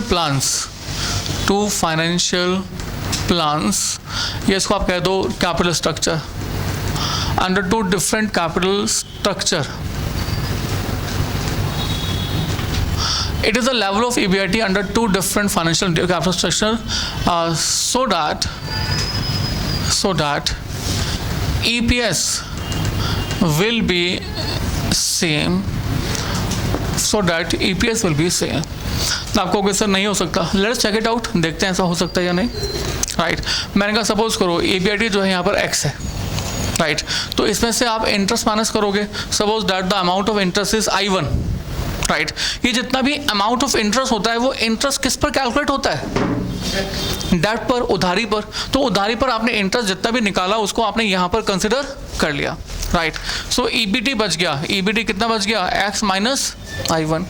इसमें से आप टैक्स माइनस करोगे, suppose that the tax rate is t, तो ये टैक्स रेट t बेसिकली कैसे निकालोगे, x minus I1 into T. तो ये जो EAT होगा, ये EAT कितना होगा, दिस माइनस दिस, राइट। तो दिस माइनस दिस करो, यानी कि x minus I1 minus of x minus I1 into T. और यू कैन से इनमें अगर मैं कुछ कॉमन ले लूँ तो क्या कॉमन आता है, ब्रैकेट में क्या बचता है, 1 माइनस टी। माइनस करना इसमें से मुझे प्रेफरेंस, हाँ जी, preference dividend. So earnings for equity now we have x minus I1 into 1 minus T minus preference dividend, 1 लिख देता हूँ मैं, 1। और बच्चों डिवाइड कर दो नंबर्स ऑफ शेयर से, तो remaining you will have what, remaining you will have what, EPS। तो बच्चों मैं ऐसे कह सकता हूँ that the EPS in financial plan 1, in financial plan 1 is equal to like this, x minus I1 into 1 minus t minus preference dividend 1 upon n1। Can I say like this? कह सकता हूँ। So ये आपके पास हो गया EPS in the first financial plan, right? अब अगर मुझे EPS in second financial plan निकालना है, फॉर्मूला तो यही सब कुछ होगा, बट क्या क्या बदल जाएगा, एक तो इंटरेस्ट बदल जाएगा, दूसरा प्रेफरेंस शेयर्स का डिविडेंड बदल जाएगा, और तीसरा नंबर्स ऑफ शेयर बदल जाएंगे। तो हमने कहा like this, x minus I1 and नहीं I1 नहीं, now I2 1 minus T minus PD1 नहीं, क्या PD2 डिवाइडेड बाय N1 नहीं, right. And we have to find out the value of x। EBIT वो वैल्यू निकालनी है जहाँ पर कि इन दोनों फाइनेंशियल प्लान में EPS जो है वो सेम आए। तो इस पर्पस के लिए I will do one thing कि EPS in financial plan 1 and EPS in financial plan 2 will be equal, right. What I will do, EPS in financial plan 1 will be equal to EPS in financial plan क्या बचे 2। तो आप इन दोनों को EPS को same भी कर दो, रख दो, मतलब 1 minus T minus preference dividend 1 upon N1 is equal to, yes please, x minus I2 1 minus T minus preference dividend 2 and whole divide by N2, right. तो जब आप इसको इक्वेट कर दोगे, suppose you will have everything, you have interest in the financial plan 1, tax rate you have, preference dividend under the financial plan 1, numbers of shares in financial plan 1, and if you have all this information also, can you find out the value of x? तो ये जो x है, ये x basically क्या show कर रहा है, x show कर रहा है EBIT under the 2 different plans so that the EPS are same, right? We can compute this. सो बच्चों क्वेश्चन करते हैं, पहले उसको कॉपी कीजिए जल्दी से, फास्ट, बहुत जल्दी से।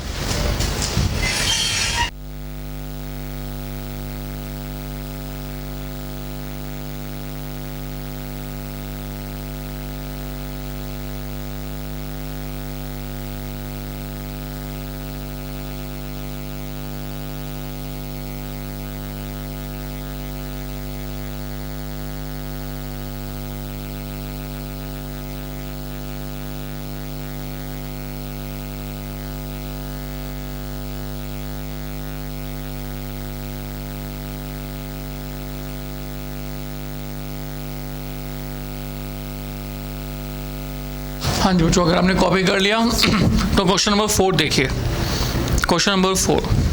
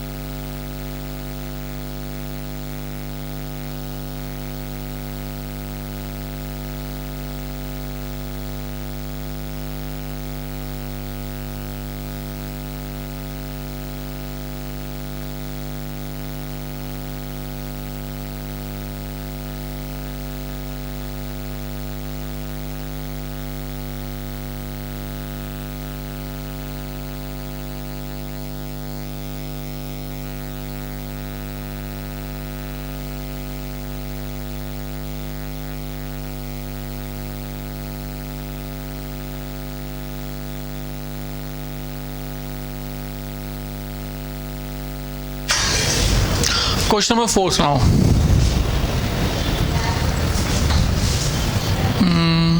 हाँ, इसकी जरूरत नहीं है मुझे।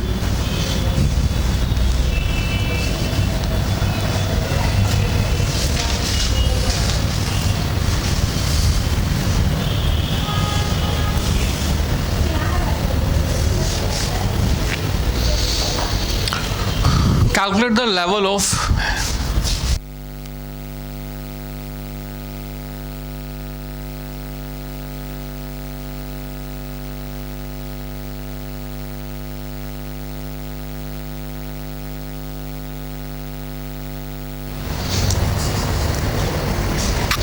हाँ जी बच्चे, 4th क्वेश्चन देख रहे हैं हम लोग। Calculate the level of earnings before interest and tax at which the EPS in difference point between the following financing alternatives will occur। कहता है कि बताइए आपका EPS का फाइनेंशियल ब्रेक इवन पॉइंट क्या होगा अगर नीचे वाली लिखी गई इंफॉर्मेशन के अकॉर्डिंग। तो very first one is that equity shares of rupees 6 lakh and 12% debentures of rupees 4 lakh.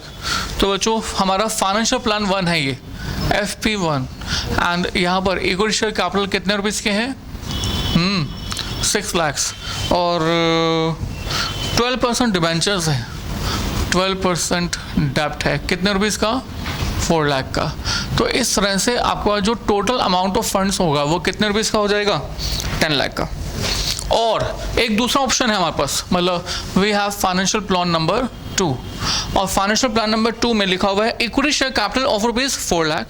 तो यहाँ पर आपके पास इक्विटी शेयर कैपिटल है 4 लाख का, right, and we have 14% preference share capital of rupees 2 lakh. तो बच्चों प्रेफरेंस शेयर्स भी हैं 14% प्रेफरेंस शेयर कैपिटल कितने रुपीज़ के, हाँ जी 2 लाख रुपीज़ के, 2 लाख। एंड और आगे कहता है and 12% debentures of rupees 4 lakh और 12% डेप्ट है और ये हो गया 4 लाख। तो बच्चों कुल मिलाकर यहाँ पर भी जो हमारे पास टोटल फंड्स हैं वो कितने रुपीज़ के हैं 10 लाख के। तो 10 लाख के फंड्स हैं in the financial plan 1 as well in the financial plan 2। चलिए और आगे चलते हैं। करना क्या आपको बच्चों, ऊपर की तरफ लिखा हुआ था find the indifference point between these two financial plan. तो we have to find out indifference point. तो बच्चों हमने आपको क्या सिखा हुआ, if we have to find out the indifference point then we have to find out the EPS under the financial plan 1 and EPS under the financial plan 2 and we have to make these two EPS as equal, right। तो मैं बच्चों अगर आपको कहूँ कि EPS in financial plan 1 ये कैसे find करोगे, तो इसके लिए आप कहोगे that is x minus I1 into 1 minus t minus preference dividend 1 and whole divided by n1 and x stand for the what EBIT under the financial plan 1 minus interest। मैं यहाँ पर सिर्फ फाइनेंशियल प्लान 1 की बात कर रहा हूँ पहले। तो interest under the first financial plan बच्चों कितने रुपीज़ का 4 लाख का, हाँ जी 12% और 4 लाख का 12% कितना हो जाएगा 48,000। 1 minus T stand for the tax rate और क्वेश्चन में देख के बता दो टैक्स रेट कितना परसेंट है, हाँ जी 35%, it's 0.35 and minus preference dividend 1। हमारे पहले वाले फाइनेंशियल प्लान में कोई प्रेफरेंस डिविडेंड है, बोलो नहीं है, so it will be 0 divide by numbers of shares.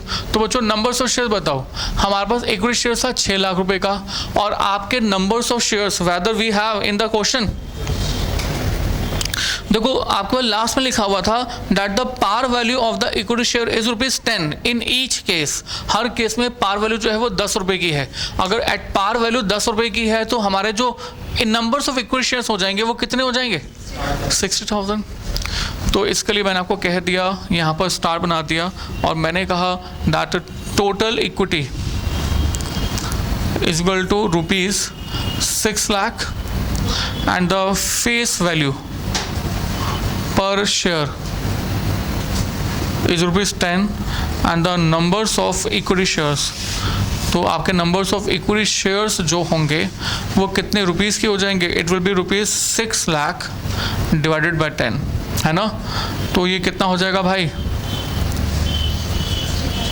60,000, 60,000, right. और इसी 60,000 को हम यहाँ पर फर्स्ट फाइनेंशियल प्लान में कंसिडर करेंगे। तो ये आपके पास आ गया EPS in first financial plan 1। तो ऐसे ही आप EPS under the second financial plan भी फाइंड कर सकते हो, यस ना, राइट। तो we can find out the EPS in financial plan 2। तो फाइनेंशियल प्लान 2 में अगर आपको ईपीएस निकालना होगा तो फॉर्मूला तो वही है, x minus I1 into 1 minus T minus preference dividend 2 and 2 divide by N2। तो बच्चों x stand for the, yes please, EBIT।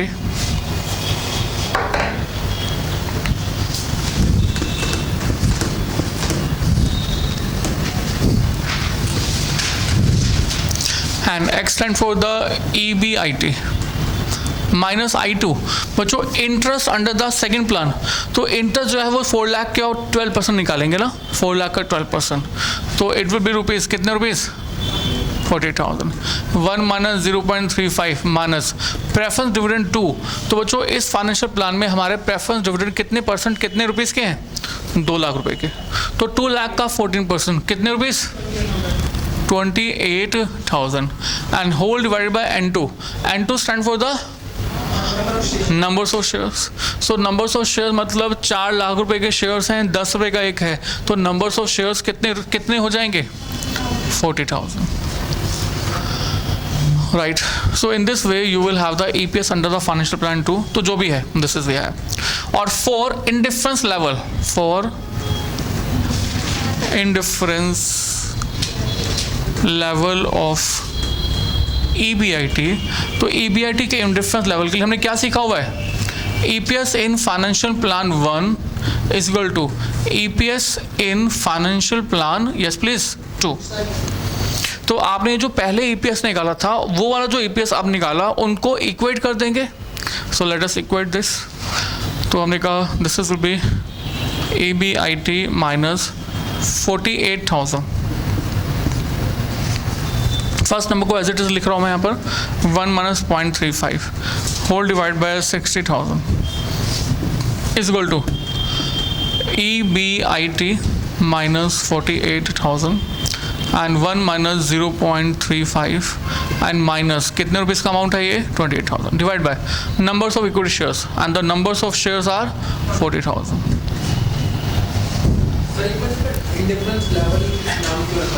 Indifference का मतलब होता है that we are indifferent between the two levels. Indifferent मतलब चाहे आप पहला ऑप्शन सेलेक्ट करो चाहे दूसरे वाला, उससे कोई फर्क नहीं पड़ता। इंडिफरेंस मतलब चाहे आप पहला फाइनेंशियल प्लान सेलेक्ट करो चाहे दूसरा वाला करो, उससे कोई फर्क नहीं पड़ता, क्योंकि यहाँ पर EBIT भी सेम है, EPS भी सेम है, right. So this is indifference. Indifference मतलब we are indifferent of the selection under the two plans. तो बच्चों आगे चलते हैं, कैन वी सॉल्व दिस, बताओ इजली। ये 4 0 तो कैंसिल हो जाएंगे, ये कटपट करने में बड़ा मज़ा आता है, यहाँ से 4 0 कट, वहाँ से 4 0 कट, राइट। उसके बाद और आगे चलें, वी हैव EBIT माइनस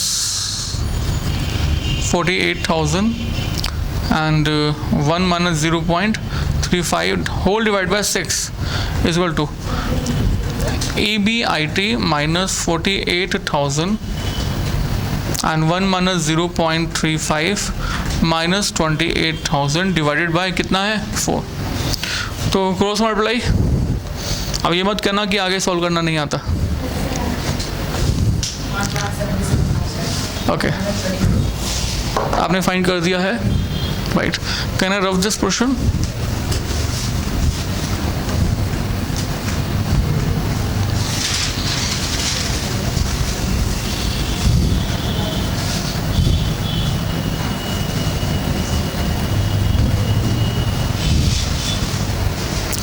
हाँ जी बच्चे, क्या लिखा हमने, दैट कैलकुलेशन कर दिया आपने, कैलकुलेशन और आई विल डू हो गया। EBIT बता दो कितना, 1,77,231। तो ये बच्चों आपका बस अमाउंट आता है by solving these two numbers, right. तो जैसे आप इनको सोल्व करके आते हैं तो दिस इज द अमाउंट, और ये अमाउंट क्या शो कर रहा है कि किसी भी फाइनेंशियल प्लान में आप चले जाओ, अगर ये EBIT आता है तो आपका EPS भी सेम आएगा, राइट। So means if we have EBIT of rupees 177,231, then we are indifferent between selection of above two financial plans। देखो बड़ा से इंडिफरेंस को ऐसे समझ लो, मान लो कि आपको कोल्ड ड्रिंक पीनी है, राइट। अब कोल्ड ड्रिंक की दो बोतल्स रखी हुई हैं और आपको इन दोनों कंपनी से कोई एलर्जी नहीं है। मान लो पेप्सी भी रखी हुई है, कोको कोला भी रखी हुई है, आपको लगता है कि सेम है, राइट। तो यू आर इंडिफरेंट, चाहे कोको कोला सेलेक्ट करो चाहे पेप्सी सेलेक्ट करो, राइट। तो जब आप दो चीज़ों को सिलेक्ट करने में अपने आप को कोई डिफरेंस फील नहीं करते, that is the indifference level, right. दो जॉब्स हैं, दोनों में सैलरी सेम है, तो अब आपको कोई फर्क नहीं पड़ता कि पहली जॉब करेंगे या दूसरी जॉब करेंगे। So you are feeling a indifference level, means you are neutral between these two things.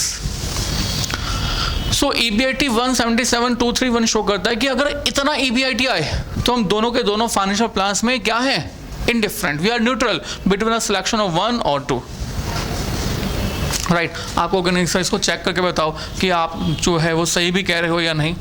So let us check it out. कैसे चेक करें? हाँ जी बच्चों, कैसे पता चलेगा दूध का दूध पानी का पानी? दोनों फाइनेंशियल प्लान में EBIT को यही वाला अमाउंट रख लेते हैं, राइट। और अगर EPS दोनों फाइनेंशियल प्लान में सेम आती है 177,231, तो अगर EPS सेम आती है तो हम कहेंगे that we are indifferent, like this is the EBIT minus, इसमें से हम माइनस कर देंगे क्या, अमाउंट ऑफ इंटरेस्ट। और जो ये अमाउंट ऑफ इंटरेस्ट होगा फाइनेंशियल प्लान 1 में कितना होगा, 4 लाख का 12%, कितना बचे, 48,000। सेकेंड प्लान में 4 लाख का 12% again 48,000, and difference you have EBT and minus कर दीजिए, we have, please calculate this, 129,231, same 129,231 minus tax at the rate of कितना परसेंट है, 35%। तो बच्चों टैक्स भी माइनस कर दीजिए,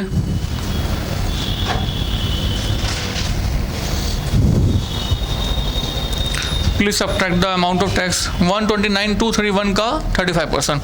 तो टैक्स जो है हम लोग EBT पर फाइंड करते हैं। EBT is now basically the taxable income, है ना। तो आपके पास टैक्सेबल इनकम पर टैक्स निकालो, बताओ कितना आता है, 45,231, okay 45,231, and remaining you have EAT, कितना बचे, 84,000 under the both the plans, right. EAT में से हम लोग माइनस कर देंगे preference dividend, if we have, एक केस में है हमारे पास, राइट। फर्स्ट केस में तो नहीं है, सेकंड केस में है, 2 लाख का 14%, and this is rupees 28,000, first case में है नहीं। तो बाकी जो आपके पास बच जाएगा that is earnings for equity, right. तो ये तो 84,000 ही बच गया, और सेकंड केस में balance is 56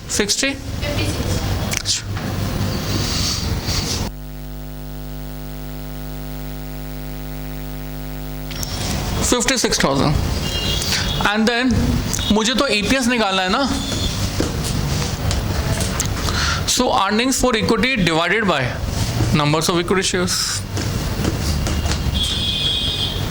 so financial plan 1 and financial plan 2। सो आपने earnings for equity already find कर लिया है, मैं रिपीट कर रहा हूँ, आपको करने की जरूरत नहीं है, आप उसी के आगे कंटिन्यू कर लेना। It's 84,000 and it's 56,000। तो आप डिवाइड कर देंगे, कैसे डिवाइड कर देंगे, नंबर्स ऑफ इक्विटी शेयर्स से। तो तो आपके पास ये नंबर्स ऑफ इक्विटी शेयर्स कितने रुपीस का है, कितना है? फर्स्ट केस में 60,000, सेकंड केस में 40,000, और डिवाइड करके आपके पास क्या बच जाता है? सेम आ गया ना, 1.4 and so hence EBIT of rupees 1,77,231 is the indifference level. अगर इतना EBIT अर्न होता है तो we are indifferent between the selection of financial plan 1 and 2. Sir इसमें प्लीज बता देना जिसमें कि ये वाला मतलब 1,77,000 से ज़्यादा हो EBIT, ये वाला किस बेटर है, ये वाला किस बेटर है, कैसे बताना? अब सर इससे कम और ज़्यादा के लिए फिर से हमें EPS निकालना पड़ेगा। इसे हाँ जी, बिल्कुल बिल्कुल, पर आप थंब रूल नहीं बना सकते क्योंकि यहाँ पर बहुत सारे फैक्टर्स इन्वॉल्व हैं। नंबर्स ऑफ शेयर्स, भाई जैसे ही आप इनमें बदलाव करोगे, मतलब EBT से बढ़ने से, लाइक इस क्वेश्चन में तो मैं थंब रूल बना दूंगा, पर सर नेक्स्ट क्वेश्चन के अंदर नंबर्स ऑफ शेयर्स बदल जाएंगे, फिर प्रेफरेंस शेयर्स का अमाउंट बदल जाएगा, प्रेफरेंस डिविडेंड बदल जाएगा, इंटरेस्ट बदल जाएगा तो टैक्स भी बदल जाएगा, राइट? तो we can't make the thumb rule कि इससे कम के लिए ये अच्छा है या वो अच्छा है, राइट? चलिए बच्चों, कैन वी रफ दिस? एक क्वेश्चन अपने आप से करना चाहोगे? यस, तो बच्चों एक क्वेश्चन अपने आप से कीजिए about of this kind, like next question ही है आपके पास, क्वेश्चन नंबर 5th। तो मैं चाहूँगा कि आप ट्राई कीजिए, just take 5 minutes for this question number 5। 5th question 5 minutes, 5th question 5 minutes, तो डू दिस फर्स्ट।